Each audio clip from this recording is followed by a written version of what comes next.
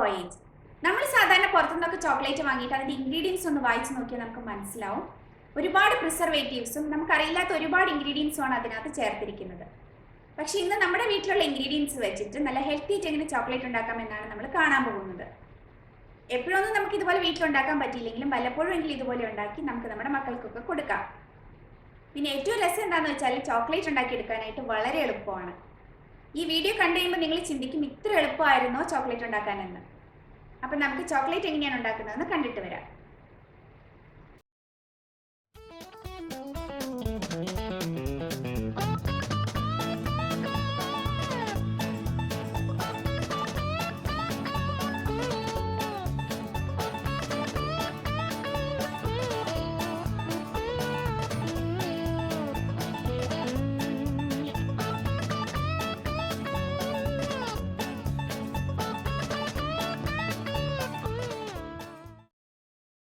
Chocolate ഉണ്ടാക്കാൻ വേണ്ടിയിട്ട് നമുക്ക് ആദ്യം ഇൻഗ്രീഡിയൻസ് എല്ലാം ഒന്ന് അരിച്ചെടുക്കണം.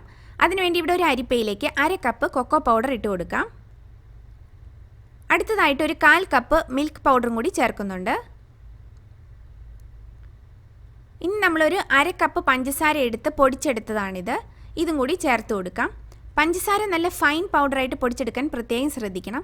അതല്ലെങ്കിൽ നമ്മൾ ചോക്ലേറ്റ് ഉണ്ടാക്കി കഴിക്കുന്ന സമയത്ത് നമുക്ക് ആ പഞ്ചസാരയുടെ തരിതരിപ്പ് ഫീൽ ചെയ്യും. ഇതിന് പകരം നമുക്ക് വേണമെങ്കിൽ ഐസിങ് ഷുഗറും ഉപയോഗിക്കാവുന്നതാണ്. ഇനി ഇത് ഒരു ടീസ്പൂൺ നെസ്കഫെ എടുത്തിട്ടൊന്ന് പൊടിച്ചെടുത്തതാണിത്. അപ്പോൾ ഈ ഒരു ടീസ്പൂൺ കോഫി പൗഡറും കൂടി ചേർത്ത് കൊടുക്കാം. ഇത് ഓപ്ഷണലാണ്, വേണമെങ്കിൽ മാത്രം ചേർത്താൽ മതി. ചോക്ലേറ്റിൻ്റെ കൂടെ കോഫിയുടെ ഒരു കോമ്പിനേഷൻ കൂടി വരുമ്പം ചോക്ലേറ്റിൻ്റെ ടേസ്റ്റ് ഒന്നും കൂടി ഒന്ന് കൂടും. ഇനി ഇതിലേക്ക് ഒരു നുള്ളു ഉപ്പും കൂടി ചേർത്ത് കൊടുക്കുന്നുണ്ട്. എന്നിട്ട് ഇനി ഇത് നമുക്ക് നന്നായിട്ടൊന്ന് അരിച്ചെടുക്കാം.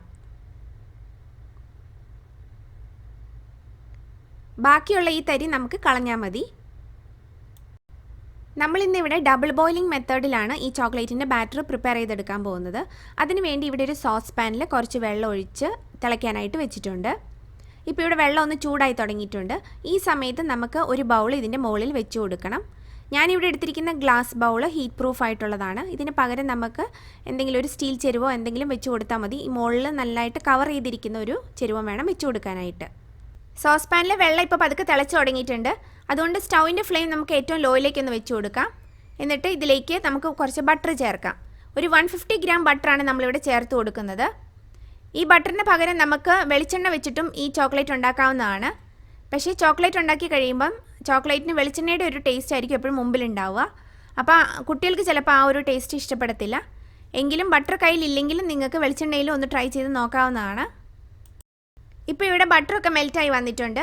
ഈ സമയത്ത് നമുക്ക് 1 ടീസ്പൂൺ വാനില എസൻസ് ചേർത്ത് കൊടുക്കാം. പിന്നെ നമ്മൾ നേരത്തെ അരിച്ച് വെച്ചിരുന്ന ഇൻഗ്രീഡിയൻസ് കുറേശ്ശെയായിട്ട് ചേർത്ത് കൊടുത്തിട്ട് ഒന്ന് മിക്സ് ചെയ്തെടുക്കാം.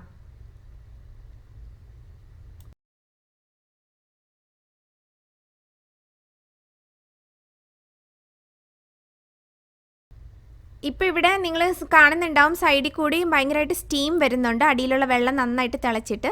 അപ്പോൾ അതുകൊണ്ട് ഞാനിപ്പോൾ ഇനി സ്റ്റൗ ഒന്ന് ഓഫ് ചെയ്ത് കൊടുക്കാൻ പോവുകയാണ്. നമ്മുടെ മുകളിലിരിക്കുന്ന പാത്രം നല്ല ചൂടായിട്ടാണ് ഇരിക്കുന്നത്. പിന്നെ അടിയിൽ നിന്നുള്ള ആ സ്റ്റീമും കൊണ്ടും ഇതെല്ലാം നന്നായിട്ട് നമുക്ക് ഇളക്കിയെടുക്കാൻ പറ്റും. അപ്പോൾ കുറച്ച് നേരത്തേക്ക് ഞാൻ സ്റ്റൗ ഓഫ് ചെയ്യുകയാണ്. ഇനി ആവശ്യമുണ്ടെങ്കിൽ മാത്രം പിന്നീട് നമുക്കൊന്ന് ഓണാക്കി കൊടുക്കാം. ഇപ്പോൾ ഇവിടെ നമ്മൾ എല്ലാ പൊടികളും ചേർത്ത് കൊടുത്തിട്ടുണ്ട്. ഇനി ഇത് നമുക്ക് നന്നായിട്ടൊന്ന് മിക്സ് ചെയ്തെടുക്കാം. അപ്പോൾ ഈ സമയത്ത് ഇനി ഇവിടെ ഞാൻ സ്റ്റൗ ഒന്ന് ഓണാക്കി കൊടുക്കുന്നുണ്ട്. ഇതുവരെ സ്റ്റൗ ഓഫിലായിരുന്നു. അപ്പോൾ ഇപ്പോൾ ഇവിടെ നമ്മുടെ ബാറ്ററിൻ്റെ കൺസിസ്റ്റൻസി ഒക്കെ കറക്റ്റായിട്ട് വന്നിട്ടുണ്ട്. അപ്പോൾ ചില സമയത്ത് നമ്മൾ ആദ്യമായിട്ടൊക്കെ ചോക്ലേറ്റ് ഉണ്ടാക്കുന്നവർ ചിലപ്പം ചോക്ലേറ്റ് ഉണ്ടാക്കി കഴിഞ്ഞ് ഈ പൊടികളെല്ലാം ചേർത്ത് കഴിയുമ്പോഴത്തേക്ക് ഈ ബാറ്റർ ഭയങ്കര തിക്കായിട്ടിരിക്കും.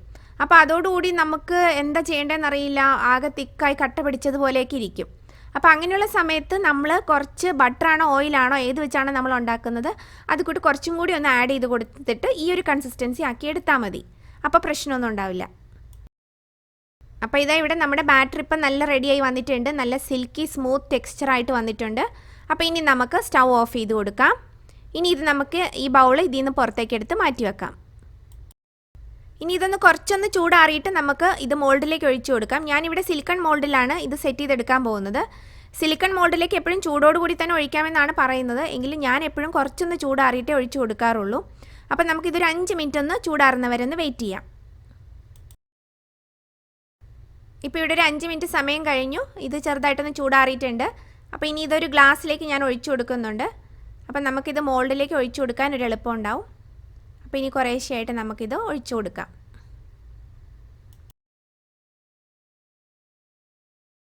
നമ്മളിത് ഫില്ല് ചെയ്തെടുക്കുന്ന സമയത്ത് നമുക്കിതിൻ്റെ ഉള്ളിൽ നട്ട്സും വെച്ച് കൊടുക്കാവുന്നതാണ്. അപ്പം നട്ട്സ് വെക്കാൻ വേണ്ടിയിട്ട് നമ്മളിത് ആദ്യം മുഴുവൻ ഫില്ല് ചെയ്യാതെ കുറേശ്ശെ മാത്രം ഒന്ന് ഫില്ല് ചെയ്തെടുക്കണം. അതിനുശേഷം നമ്മൾ എടുത്തിരിക്കുന്ന നട്ട്സ് ചെറുതായിട്ട് ചോപ്പ് ചെയ്തിട്ട് ഇതുപോലെ ഒന്ന് വെച്ച് കൊടുക്കാം. ഞാനിപ്പോൾ ഇവിടെ കാഷ്യൂ നട്ട്സ് ആണ് എടുത്തിരിക്കുന്നത്. ഇതിന് പകരം ബദാമോ പിസ്തയോ ഏത് വേണമെങ്കിലും ഇതുപോലെ ചെറുതായിട്ടൊന്ന് ചോപ്പ് ചെയ്തെടുത്താൽ മതി. അപ്പോൾ ഇതുപോലെ വെച്ച് കൊടുത്തതിന് ശേഷം അതിൻ്റെ മുകളിൽ കുറച്ചും കൂടി ചോക്ലേറ്റിൻ്റെ ബാറ്റർ നമുക്കൊന്ന് ഒഴിച്ചു കൊടുക്കാം.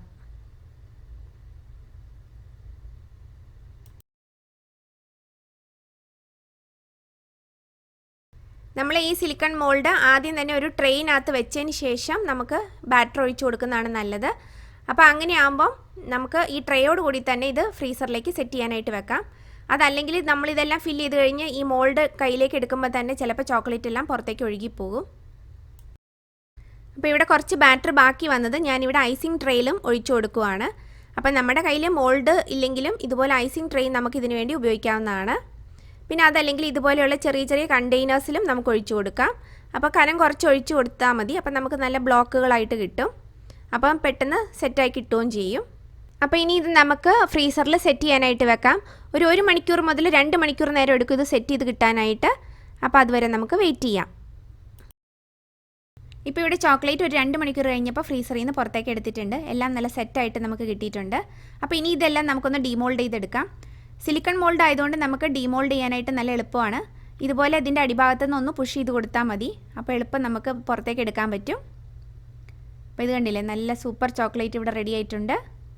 അപ്പോൾ ഇതെല്ലാം ഇനി നമുക്കൊന്ന് ഡീമോൾഡ് ചെയ്തെടുക്കാം.